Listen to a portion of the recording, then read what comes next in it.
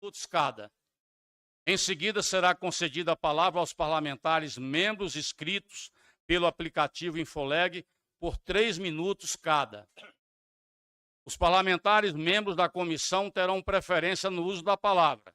Os parlamentares não membros, desde que inscritos pelo aplicativo Infoleg, usarão da palavra após esgotada a lista de membros inscritos por 2 minutos cada. Após 3 parlamentares inscritos falarem, será concedida a palavra a um líder partidário, desde que inscrito pelo e-mail, obedecida a ordem de inscrição.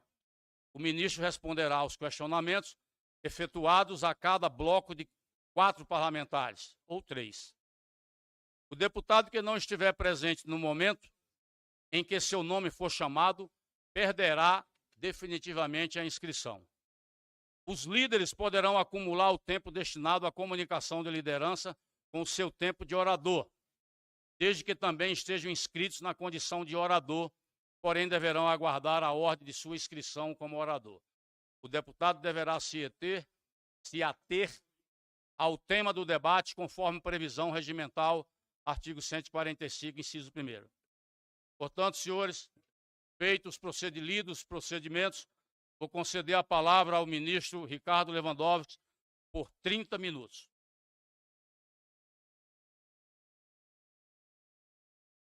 Boa tarde a todas deputadas e a todos deputados.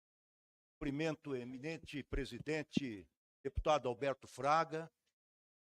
Cumprimento os servidores da casa, meus colaboradores aqui presentes, jornalistas e demais pessoas que aqui se encontram.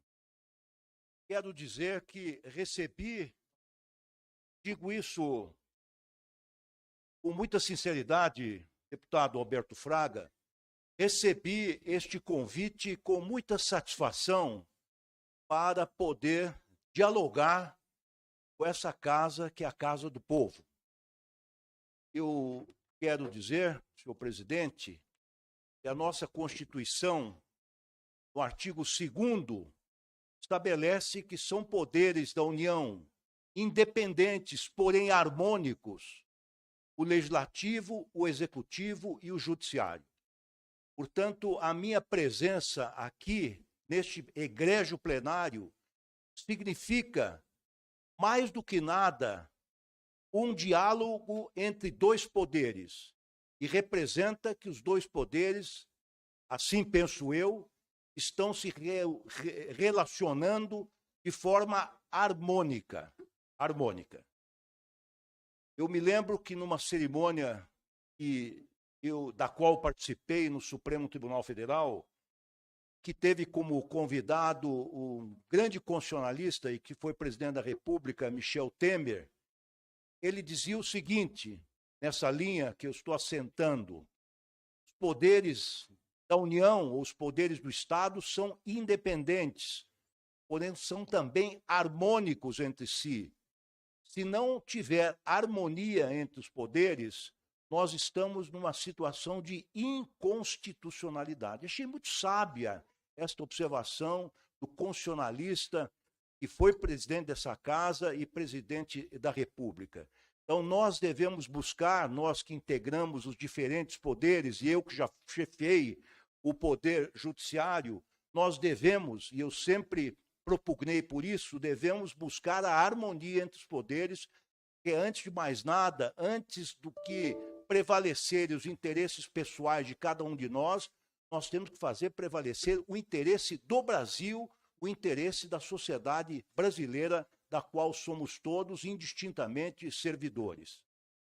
Queria também, não vou usar o tempo que me foi generosamente assinalado pelo presidente e que está consignado nas regras regimentais, quero dizer também que, de acordo com o artigo 144 da Constituição, que encabeça o capítulo da segurança pública, lê-se o seguinte: que a segurança é dever do Estado, mas é também direito e responsabilidade de todos. Portanto, quero iniciar dizendo o seguinte: é claro que o Ministério da Justiça e da Segurança Pública tem grande responsabilidade e vai cumpri-la no que diz respeito à segurança pública. Mas também essa responsabilidade é compartilhada com todos, não apenas com todos os integrantes da sociedade brasileira, mas de modo especial com aqueles que a representam no Congresso Nacional. Então, eu estou aqui para responder questões, mas fundamentalmente para ouvi-los também, porque ninguém é dono da verdade, sobretudo numa matéria complexa como essa, que é a segurança pública, que aflige não apenas o Brasil, mas o mundo todo.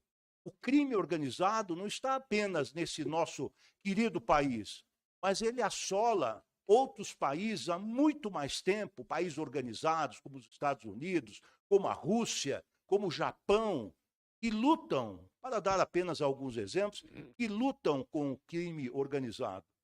Quando eu recebi com muita satisfação em meu gabinete a visita do deputado Alberto Fraga, nós tivemos uma interlocução, um diálogo extremamente cordial.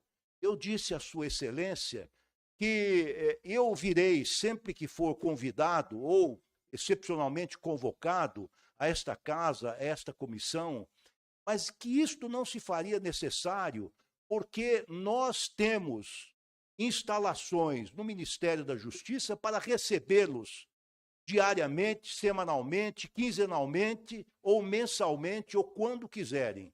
Até brinquei com o deputado Alberto Fraga, que preside esta douta comissão, que quando for necessário, ou na sua integridade ou parcialmente, os senhores podem sim se reunir no prédio, que é um belíssimo prédio, idealizado pelo grande arquiteto Oscar Niemeyer, que é o Palácio da Justiça, e juntamente com o Itamaraty formam um conjunto arquitetônico excepcional, admirado por todos que visitam essa capital, como evidentemente também a sede do Congresso Nacional, Palácio do Planalto, Supremo Tribunal Federal, ou a sede da Procuradoria-Geral da República. De maneira que eu estou aqui para responder às questões que me forem eventualmente formuladas, dizer o que penso sobre o assunto. Claro que não vou entrar em grandes detalhes, porque estou à testa da pasta por cerca de 2 meses e 18 dias, ainda estamos formulando as políticas fundamentais da pasta, mas eu estou aqui fundamentalmente para ouvi-los, porque todos que integram essa comissão, eu tenho certeza e conheço, li os currículos, têm grande experiência nessa área da segurança pública. Então, o que os senhores me transmitirem, eu levarei em consideração. E quero dizer que estou trazendo aqui o nosso doutor André Garcia, que é um dos grandes especialistas em política penal, que hoje chefia a Secretaria da Política Penitenciária. Eu o trouxe do Espírito Santo, onde ocupava um cargo de secretário de Justiça e também responsável por esse setor naquele estado. Também foi secretário em Pernambuco, é um grande especialista. Trago aqui o doutor Andrei Rodrigues também, que é o chefe da Polícia Federal, e também trago o doutor Fernando, que é o chefe da Polícia Rodoviária Federal. Eles não serão, pelo que nós combinamos com o eminente presidente, objeto de nenhuma arguição. Eu os trouxe aqui em sinal de respeito a essa doutíssima comissão. Eu quero dizer que essas 3 figuras de primeiríssimo escalão, juntamente com o Manuel Carlos de Almeida Neto, que é o nosso secretário executivo, o vice-secretário executivo Marivaldo, e a nossa chefe de comunicação, a Thaís Arbex, e o Marcelo Pimentel, que é assessor especial, estão aqui em sinal de respeito a essa comissão e para anotarem eventuais sugestões que vossas excelências houverem por bem trazer ao nosso conhecimento. Dito isso, senhor presidente, eu encerro minha fala para que os trabalhos possam continuar sob sua liderança. Muito obrigado, ministro. Tenho a vossa excelência certeza que esta é uma comissão muito atuante, mas respeitosa. Fique despreocupado que vossa excelência jamais será aqui destratado ou desacatado, porque eu confio no discernimento dos nossos parlamentares embora tenhamos posições contrárias, mas nós temos que ter esse respeito. Finalizada a exposição do ministro, eu declaro encerradas as inscrições para os debates nos termos do artigo 171 do Regimento Interno. Presidente, só uma questão de ordem, eu queria fazer uma sugestão a Vossa Excelência. Como há algum tempo de líder vai ser dividido entre 2 parlamentares, a minha sugestão a Vossa Excelência é que no tempo de inscrição do deputado, ele já faça parte do percentual do tempo de líder que lhe couber, evitando assim pedir um novo tempo para falar como líder. Acho que facilitaria a condução dos trabalhos. Entendido. Tá acatada a sua sugestão. Bem, os autores do requerimento, portanto, são 5. Nós vamos fazer esse bloco. O primeiro a falar é o deputado Sanderson, o segundo, Rodolfo Nogueira, o terceiro, Rodrigo Valadares, o quarto, Sargento Gonçalves e o quinto, o delegado Bilinski. Concedo a palavra por 5 minutos. Uma coisa que eu queria pedir aos amigos. Eu vou ter que ser rígido com o tempo. Ok? Me perdoe, mas eu vou ter que ser rígido. Deu 5 minutos, 5 minutos. 3 minutos, 3 minutos. Se a gente for abrir exceções aqui, aí nós vamos protelar demais esta audiência pública, que eu tenho certeza que ocorrerá dentro da mais alta normalidade. E o deputado Sanderson, eu não estou vendo. Tá.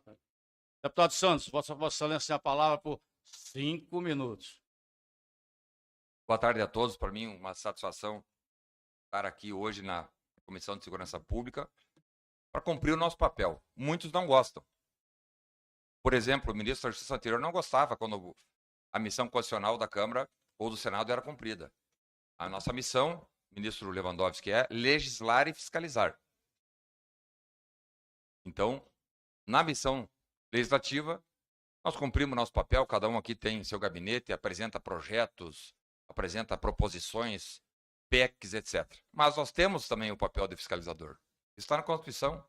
O ministro Flávio Dino não gostava disso. Foi convocado que 3 vezes não veio. Primeira vez na história que o ministro da Justiça não comparece. O senhor hoje vindo aqui tem o nosso respeito, pode ter certeza, iniciamos hoje uma relação civilizada entre Câmara dos Deputados, entre Comissão de Segurança Pública, partindo de uma iniciativa, de um gesto seu. Então, cumprimentos a Vossa Excelência, mas faço questão de frisar aqui, ainda nos meus 5 minutos, presidente Fraga, o papel do senhor como presidente da comissão, que foi decisivo para que chegássemos a bom termo como estamos chegando hoje. É o início dessa relação. O ministro deve ficar aí pelo menos 3 anos à frente da pasta. E a Comissão de Segurança Pública vai ficar esses 3 anos fiscalizando, cobrando, é o papel. Muitos não gostam, por exemplo, da Polícia Federal porque vai lá cumprir o seu papel, mas é o papel constitucional do artigo 144, aquilo, delegado Andrei, diretor-geral, trabalhamos juntos só 20 anos. Então, compreendendo os papéis de cada um, eu lhe cumprimento.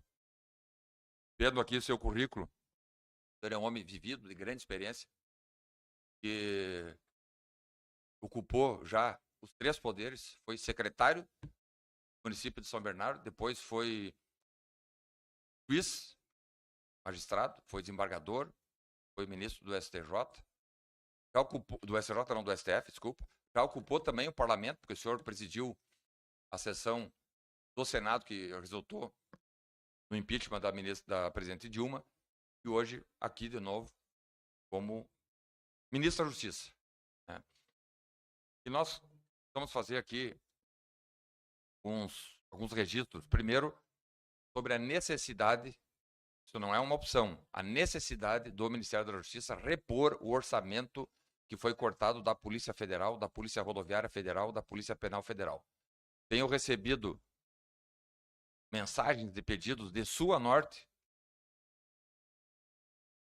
de policiais federais, policiais rodoviários federais, mas também da população, que está assustada com os cortes. Esses cortes alijam a atuação da Polícia Federal. As operações, tanto de enfrentamento ao narcotráfico, tanto de enfrentamento à corrupção, como também aquelas operações da chamada Polícia Administrativa, que é passaportes, fiscalização do controle migratório, etc. Essas ações estão alijadas ou estarão prejudicadas já desde o mês que vem. Nós temos o mês de abril e mês de maio já haverá prejuízo, segundo consta, no pagamento da logística para movimentar a Polícia Federal. Segurança Pública é prioridade, tem que ser prioridade num Estado que se pretende democrático. Tanto quanto saúde e educação.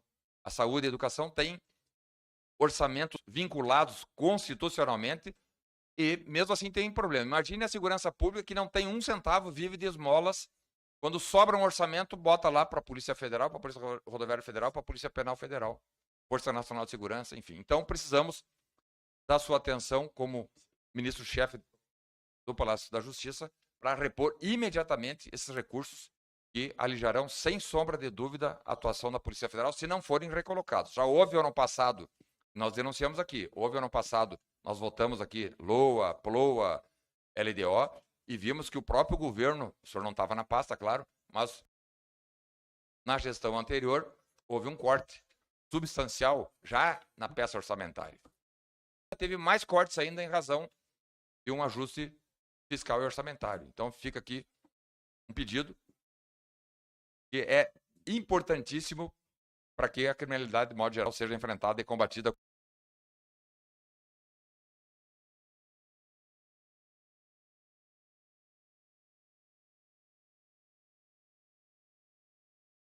Com eficácia. Obrigado, deputado Sanderson. Concedo a palavra por 5 minutos, deputado Rodolfo Nogueira. Presidente, só um momentinho. Não? Já deu 5 minutos? Já, ué. Eu estou recém cumprimentando o ministro.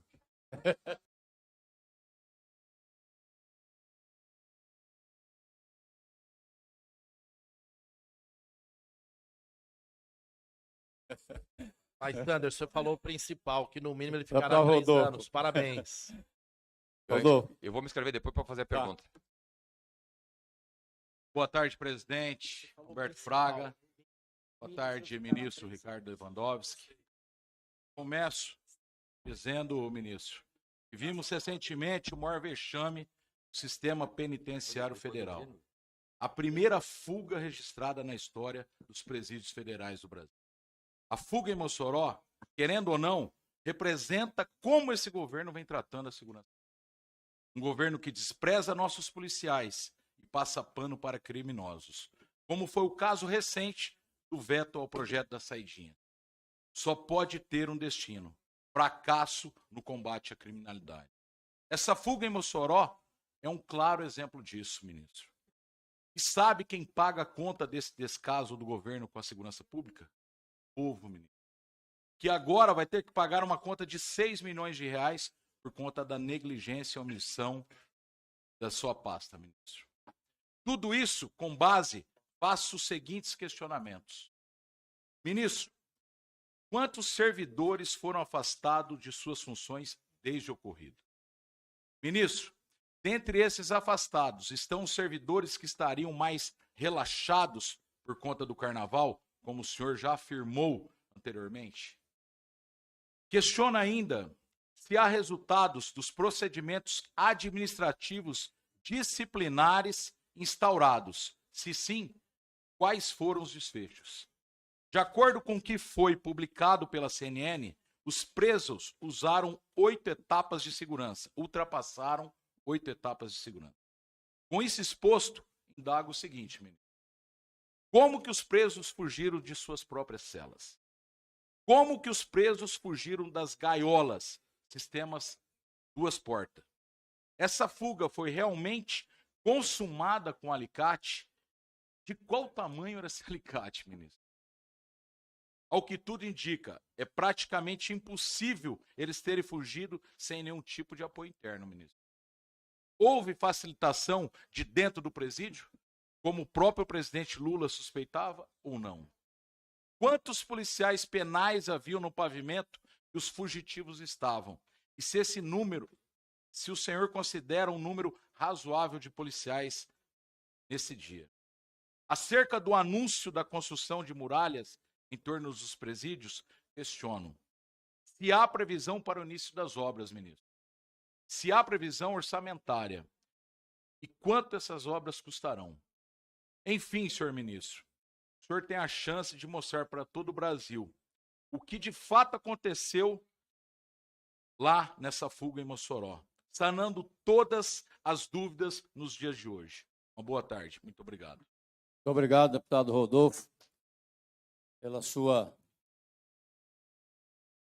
pelo tempo economizado. Concedo a palavra ao deputado Rodrigo Valadares. O deputado Rodrigo não está, né? Concedo a palavra ao deputado Sargento Gonçalves. Vossa Excelência dispõe de 5 minutos. Agradeço, senhor presidente. Dar as boas-vindas ao ministro Carlos Lewandowski, a esta comissão. Vou tentar ser sucinto e agilizar, que tenho mais de uma pergunta. Senhor ministro, sobre a fuga no presídio de Mossoró, a primeira fuga ao longo de mais de 18 anos de história do sistema penitenciário federal, algo que envergonha o nosso estado, eu sou norte-rio-grandense, e o povo brasileiro, um sistema que custa tão caro ao nosso povo. O senhor vislumbra alguma relação da visita do ex-ministro da pasta ao Complexo da Maré, uma região comandada pela facção que faz parte os dois fugitivos?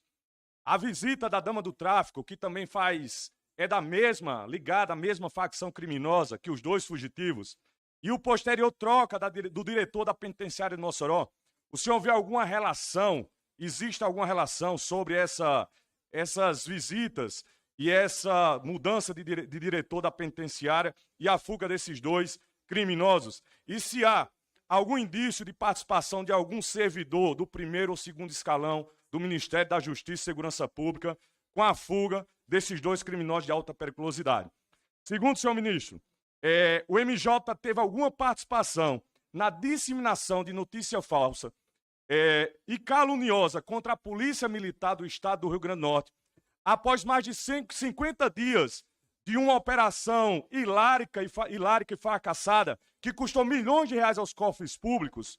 Uma notícia que, se o senhor não tem conhecimento, acusando, eu acredito que como uma cortina de fumaça, acusando a honrosa Polícia Militar do Estado do Rio Grande do Norte de ter participação, ter colaborado com a fuga daqueles criminosos. 50 dias de operação, que nada se resolveu no Estado e nunca surgiu esta possibilidade de informação. Mas depois de 50 dias de fracasso da operação, de repente os blogs lá do Estado começaram a veicular essa possibilidade, que eu chamo de uma fake news, de uma notícia falsa e caluniosa contra a honrosa Polícia Militar do Estado do Rio Grande do Norte. Senhor ministro, mudando um pouco de tema, eu queria tratar um pouco sobre o porte de arma de fogo, que faz parte da sua pasta.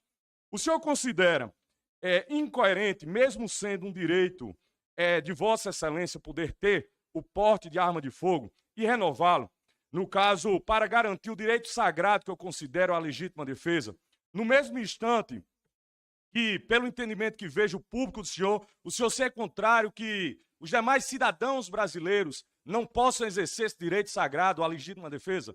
Lembrando que o cidadão brasileiro comum, os meros mortais brasileiros, não têm a mesma estrutura de segurança privada que o senhor, carros blindados, morar em condomínio com cercas elétricas, com segurança privada, fazendo uso de um grande aparato policial, policiais federais e outros operadores de segurança pública fazendo sua segurança. Inclusive, senhor ministro, o senhor tem conhecimento que desde o início desse convênio que o senhor faz parte, foi suspensa uma portaria, onde essa portaria dava garantia o direito do policial militar poder adquirir sua arma de fogo? E já faz quase 2 anos que policiais militares no Brasil estão impedidos de adquirir sua arma de fogo própria para a defesa pessoal, sua e da sua família. Considero um absurdo, senhor presidente Alberto Fraga. Já há quase 2 anos que policiais militares nos reclamam o fato de não poderem adquirir com recurso próprio. Realidade do Estado do Rio Grande do Norte, por exemplo, que é a realidade de outros estados do Brasil, policiais não tendo a arma da corporação na folga para poder fazer sua defesa pessoal, não podem nem adquirir uma arma com recurso próprio, devido a essa portaria do Ministério da Defesa, que não é a pasta do senhor, mas como trata-se de segurança pública, acredito que o senhor deveria ou deve ter essa informação. Por fim, senhor ministro, queria saber a opinião pessoal do senhor, se é possível, sobre a opinião do seu ex-amigo lá, ministro Gilmar Mendes, sobre a urgência de policiais militares serem excluídos do processo eleitoral, não poderem participar do processo eleitoral. O senhor considera tão urgente, ou seria mais urgente, nós impedirmos que presos possam votar em nosso país? Também, por último, sobre a liberdade de expressão, queria ouvir um pouco o senhor sobre a liberdade de expressão. O senhor disse em uma audiência pública, ou melhor, em uma coletiva de imprensa, com a Anatel e o ministro Alexandre de Moraes, que, se necessário fosse, iria usar o poder de polícia para garantir a verdade ou algo nesse sentido. Esse poder de polícia não deveria ser utilizado de fato para combater o crime organizado em nosso país. Agradeço mais uma vez, seja bem-vindo à nossa comissão. Muito obrigado, deputado. Concedo a palavra ao deputado delegado Bilinski. 5 minutos.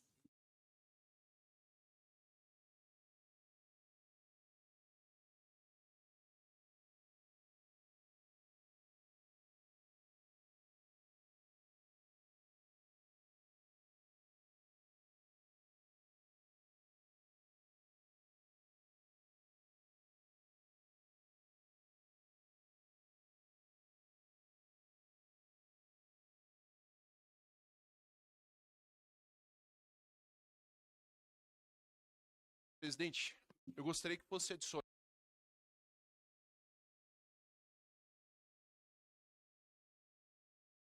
meus 4 minutos pela liderança da maioria, por gentileza.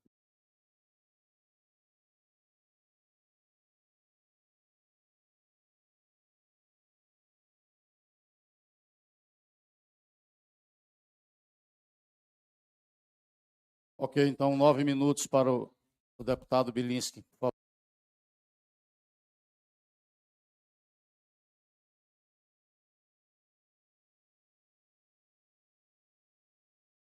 Por favor.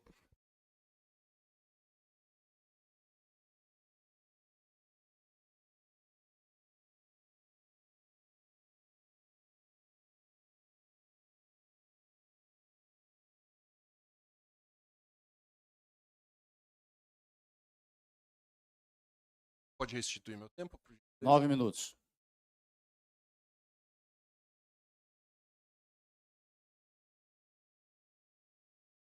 Senhor ministro.